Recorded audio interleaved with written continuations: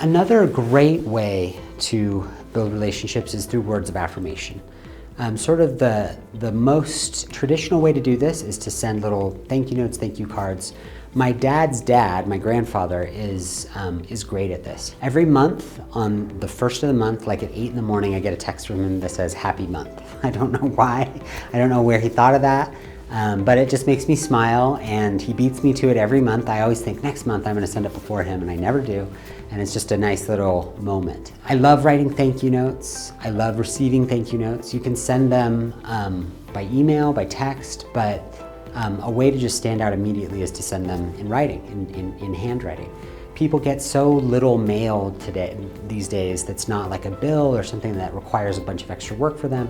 So if you can send a thank you note that's handwritten and prompt, and it just brings a smile to people's faces, and it's an effective thing to do. For a while, I had a goal to send 2 thank you notes every day. I'd read this book that said that people who show gratitude or even like write down gratitude or think about things that they're grateful for are happier. And so I thought, well, rather than writing them down privately, what if I just sent out 2 thank you notes every day? And I found that it really did impact my mood. I wish that I had maintained that. I'll probably return to it soon. So something that has helped me be more consistent about sending thank you notes at times that I have is to have the stuff of thank you notes right at my fingertips, make it as easy as possible. So return address labels, stamps, stationery that I really like, a pen.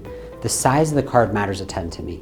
If it's too big and I don't have enough to say to the person, then it frustrates me that I've got all this white space on the card. So I like to have kind of smaller cards that I can just say, hey, thank you, in a sort of quick way if I want to. One of the really great books, though, on expressing gratitude in a way that is impactful on people is a book called Exceptional. I think it's by Dan Cable. Exceptional says that when people compliment us, that we have a sort of an emotional tendency to sort of filter that out, that it's very hard for us to accept and hear that compliment. And so some ways to avoid that is to be really specific and give an example. So rather than saying, "Dear Bob, I saw you in court, you did a great job, Josh." That's a difficult compliment to receive. Or even a worse one would be, "Dear Bob, you're a great lawyer, Josh." It's a difficult compliment to be received. We sort of filter those out. But if instead you send a note that says, "Hey, I saw that you were representing a client in court the other day. I was really impressed by how warm you were with your client. You were talking to your client in a tone that showed respect for your client. If I had been the client, I would have felt heard and understood by you. And you just showed so much empathy and warmth." And that's something that I'm trying to develop in my practice, and seeing you do that really inspired me to renew my efforts to do that. So I just wanted you to know that I admire you for the kind of lawyer you are. Now we're not just saying in general you're a good lawyer, we're being really specific about it. And that kind of specific compliment is something that can really stay with someone. And it can inspire them to do that thing that they do well and do it even better.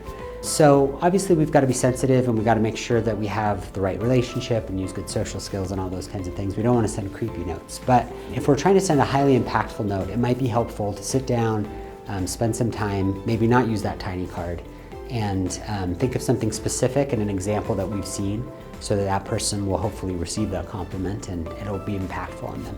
So if you love receiving compliments, if you love giving compliments, doing it in writing is a great way to do it. Obviously, if that's your sort of love language, then you're likely to do it verbally as well. Just look for ways to do it more in ways that you enjoy, and follow that joy towards consistency, and it will certainly bear fruit.